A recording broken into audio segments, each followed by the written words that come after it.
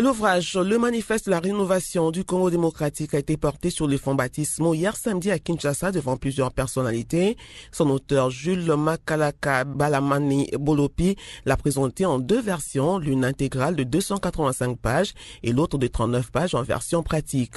Considéré par l'auteur comme le 8e manifeste, cet essai politique interpelle les consciences, s'ouvre la critique et à la réforme et surtout appelle l'homme congolais à croire en sa dignité et à défendre son avenir. Jean-Désiré Kanyama nous en dit plus.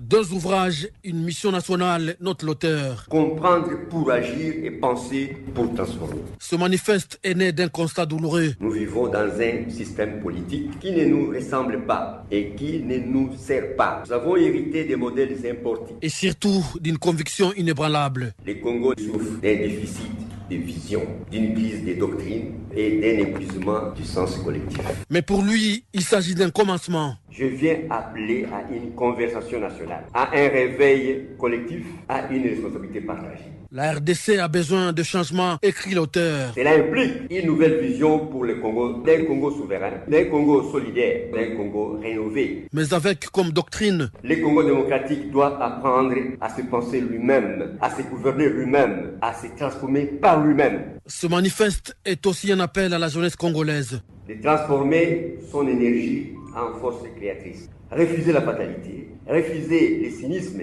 devenez bâtisseur.